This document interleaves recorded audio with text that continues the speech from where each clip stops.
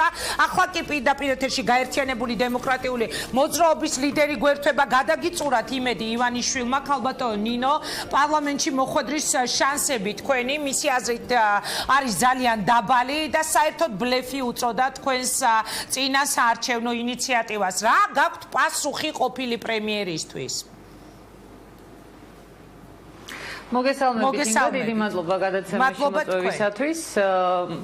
საბედნიეროდ მართლა არ არის ჯერჯერობით მთლად ქვეყანაში აბსოლუტური მონარქია დამკვიდრებული, თუმცა ბიძინა ივანიშვილს ამის სურვილი ნამდვილად აქვს და ჩვენი პარლამენტში მოხვედრის შანსები ბიძინა ივანიშვილის სურვილებზე არ არის დამოკიდებული მხოლოდ. ჩვენი უფრო სწორად დამოკიდებული არის მხოლოდ ხალხის ნებაზე და პირდაპირ შემიძლია გითხრათ, რომ მე დავდივარ მთელ საქართველოში, ვხვდები მოსახლეობას და ძალიან კარგად ვიცი, რა განწყობებია მოსახლეობაში და ბიძინა ივანიშვილისაგან განსხვავებით მარსზე არ ვცხოვრობ, იმიტომ რომ მე ვფიქრობ, რომ როცა ბიძინა ივანიშვილს უსმენ საქართველოს მოსახლეობა, მათ ნამდვილად რჩებათ შტაბეჭდილება, რომ ის საქართველოში არ ცხოვრობს, ქართული რეალობა ნამდვილად არ იცის და აბსოლუტურად მოწყვეტილია არსებულ რეალობას.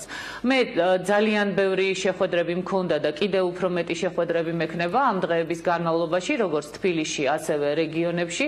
მე ვხვდები ადამიანებს და ნამდვილად ძალიან ცოტა შევხვდი სხვათა შორის ისეც, რომელსაც სურვილი აქვს, რომ ქართულ ოცნებას დაუჭიროს მხარი, უფრო სწორად პრაქტიკულად ასეთი ადამიანი არ მინახავს. ადამიანები არიან ძალიან იმედგაცრუებულები, ძალიან გულგატეხილები.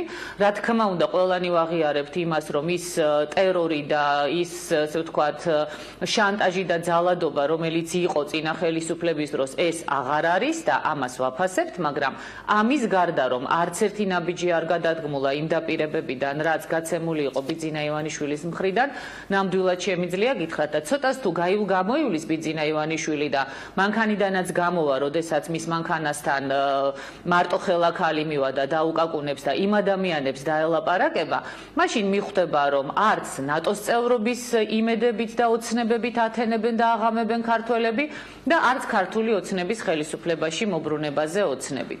რაც შეეხება ბლეფია თუ არ არის ბლეფი, ეხა ქალბატონო ინგა ალბათ ამეთანხმებით, რომ ეხა მე როგორც წესი ესე ტერმინებს არ ვიყენებ ხოლმე, იმიტომ რომ ეს არ არის პოლიტიკური ტერმინოლოგია, მაგრამ ნუ რადგან ბატონო ბიძინა ივანიშვილმა გადაწყვიტა, რომ ამ ტერმინოლოგიით ისაუბროს, რომელიც როგორც ჩანს მისთვის გაცილებით უფრო ახლობელი და გასაგებია, ვიდრე პოლიტიკური ტერმინოლოგია, მაშინ ვუპასუხებ მას, რომ უბლოკო სტატუსი ნამდვილად არ არის ბლეფი ბატონო ბიძინა და თქვენგან განსხვავებით საქართველოს მოსახლეობის აბსოლუტურმა უმრავლესობამ კარგად გაიგო რა არის უბლოკო სტატუსი, გაიგო რომ უბლოკო სტატუსი არის ნატოზე და ოდკბ-ზე უარის თქმა, გაიგო რომ უბლოკო სტატუსი არის რუსული ჯარების საქართველოდან გაყვანის ერთადერთი შანსი, გაიგო რომ უბლოკო სტატუსი არის ქვეყნის გამთლიანების შანსი, რუსეთთან ურთიერთობის დალაგების შანსი, რუსეთის ბაზრის სრულყოფილად გახსნის, უვიზო მიმოსვლის მიღწევის და ძალიან ბევრი სხვა რამეს შანსი და ძალიან ბევრი ადამიანი უჭერს მხარს ამ უბლოკო სტატუსს და ჩვენ დავდებთ ხელმოწერებს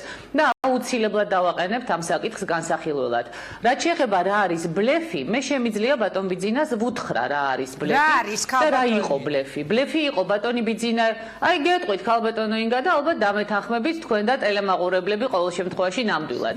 ბლეფი იყო ის დაპირება, რომელიც ბიძინა ივანიშვილმა მისცა 2012 წელს საქართველოს მოსახლეობას, როდესაც დაპირდა, რომ ყველა სოფელს 5 მილიონს მისცემდა. გახსოვთ ხო იყო ესეთი დაპირება?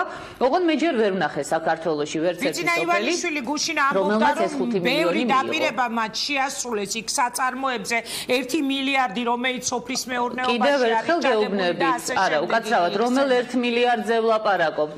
არა, სოფლის მეურნეობას ეტყობა და მოსახლეობას რა მდგომარეობაშიც არის, დაიხარჯა თუ არა რეალურად ეს 1 მილიარდი. ბლეფი იყო 5 მილიონი ყველა სოფელს.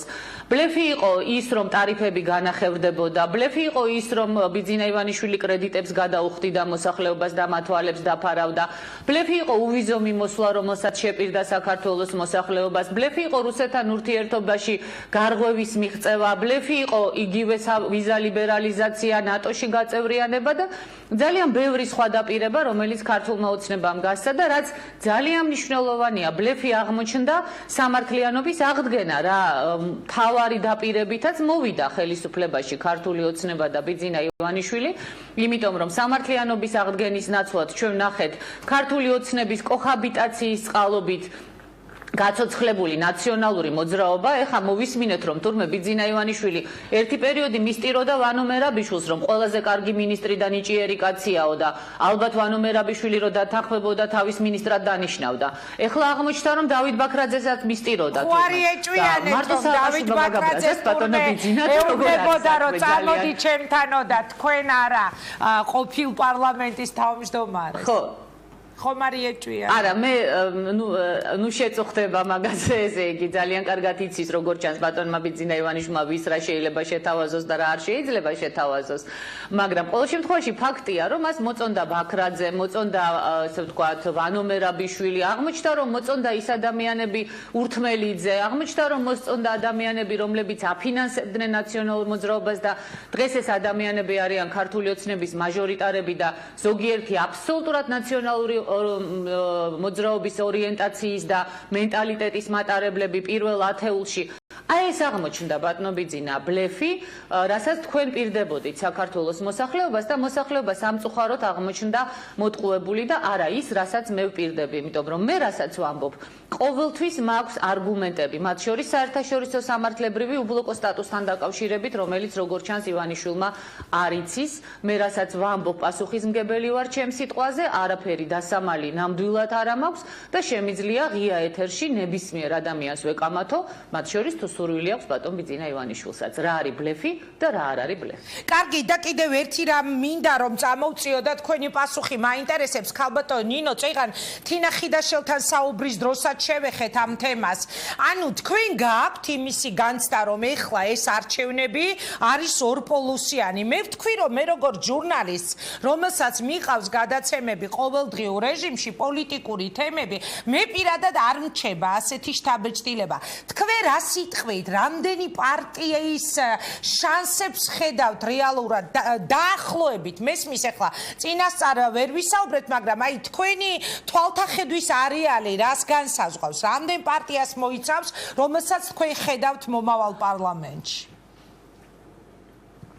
ინგა, აბსოლუტურად გეთანხმები იმაში, რომ ეს ნამდვილად არ არის ორპოლუსიანი არჩევნები, თუმცა ყველაფერი გააკეთა ნაციონალურმა მოძრაობამაც და ბიძინა ივანიშვილმაც, რომ ეს არჩევნები ყოფილიყო ორპოლუსიანი, სწორედ იმიტომ გადაარჩინა ნაციონალური მოძრაობა ქართულმა ოცნებამ, რომ მათ უნდოდათ, რომ ორპოლუსიანი ყოფილიყო არჩევნები, როგორც ეს გააკეთეს საპრეზიდენტო არჩევნების დროს და ადამიანები დაეყენებინათ არჩევანის წინაშე, რომ კი მართალია ქართული ოცნება უსუსური და არაფრის მაქნისია, მაგრამ ესე ვთქვათ, და ბოროტ ნაციონალურ მოძრაობას მაინც ესენი სჯობია და ქართული ოცნება ავირჩიოთო. აი ეს იყო ამოცანა ორპოლუსიანობის და ამაზე მუშაობდა ქართული ოცნებაც და ნაციონალური მოძრაობაც და მე შეგახსენებთ ინგა, თქვენც გქონდათ რამდენჯერმე იმისი მცდელობა, რომ დებატები გამართულიყო დაუშვათ, რომელშიც მესამე ძალა ჩვენ პოლიტიკური ორგანიზაცია, რომელმაც ორ არჩევნებში მესამე შედეგი დავაფიქსირეთ.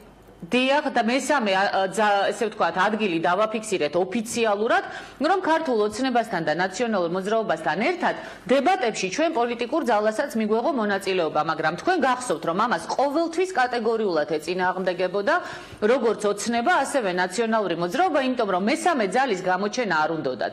ეხლა მე ვიცი, რომ თქვენ ძალიან კორექტული ხართ თქვენ კოლეგებთან მიმართებაში და ვიცი, რომ არ გიყვართ, როდესაც თქვენს ეთერში სხვა ჟურნალისტებს აკრიტიკებენ ან ტელევიზიას, მაგრამ ამ შემთხვევაში მე ჩემზე ავიღებ ამ კრიტიკას, იმიტომ რომ ჩემგან მოდის ეს, აი ნახეთ როგორ ხელოვნურად ხდება თქვათ პოლუსების დაფიქსირება, ხო, რასაც ეხლა აკეთებს რუსთავი-2, რაც მე პირდაპირ ვუთხარი მათ როგორც პირად საუბარში, როცა ეთერში ვიყავი მიწვეული, ასევე ვთქვათ ეთერში გამოსვლის დროს.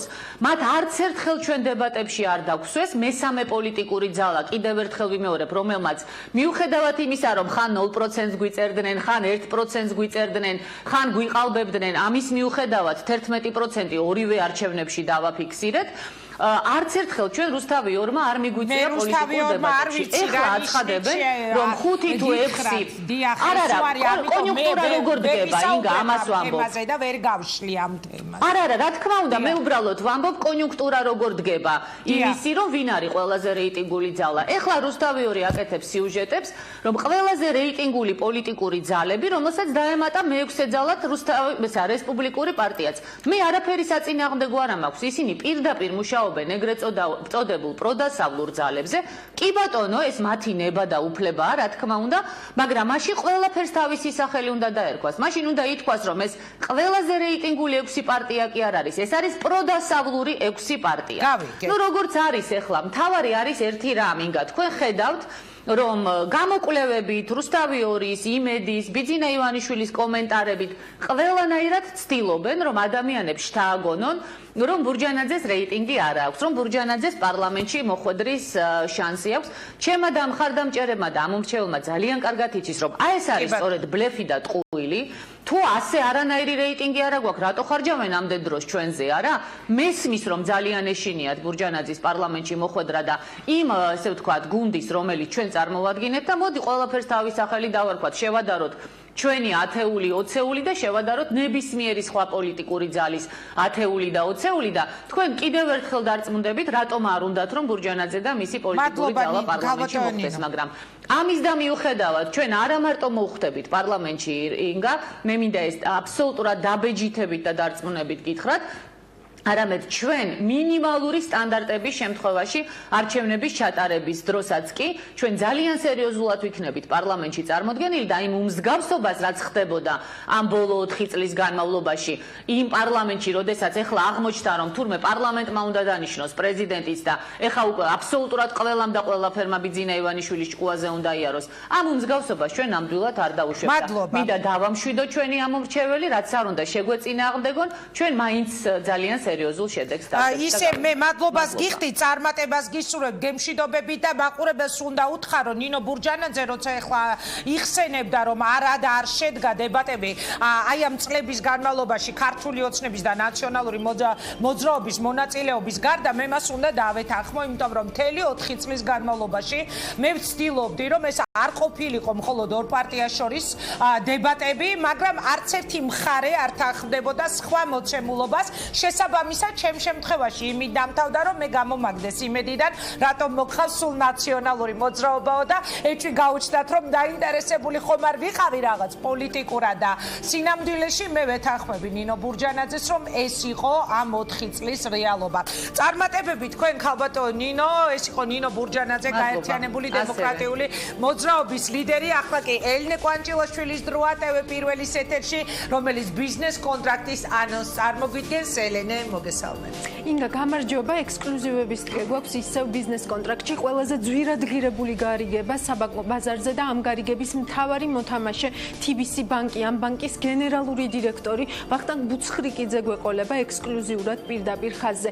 ასევე ჩინეთთან თავისუფალ ვაჭრობაზე დასრულებული მოლაპარაკებები და ეკონომიკის მინისტრის მოადგილე გენადი არველაძე ჰონკონგიდან პირდაპირი ჩართვით, ხოლო სტუდიაში ჩვენი სტუმარი იქნება საქართველოს ყოფილი ელჩი ჩინეთში მამუკა გამყრელიძე, ჩვენი ჟურნალისტების სიუჟეტები და ჩართვები და კიდევ ერთი თემა, რას მალავს სახელმწიფო მოხელეების ქონებრივი დეკლარაციები. მოკლედ, ყველა მიზეზი გაქვთ იმისთვის, რომ არ გამოტოვოთ დღევანდელი ბიზნეს კონტრაქტის სულ. მართლა ძალიან საინტერესო თემებია, ვახო ბუცხრიკიძის პასუხებიდან დაწყებული. ჩემთვის განსაკუთრებით საინტერესო არის, რას მალავს სახელმწიფო მოხელეების ქონებრივი დეკლარაციები, ასე რომ ეხლა მე ჩაგიждები სტუდიის მიღმა და ისე უყურებ თქვენს ექსკლუზივებს, მაყურებელს 4 საათამდე ვემშვიდობები, 4-ზე უბრუნდები დისკუსიით, მღებრიშვილის მიერ დაანონსებული დესტაბილიზაციის მცდელობა.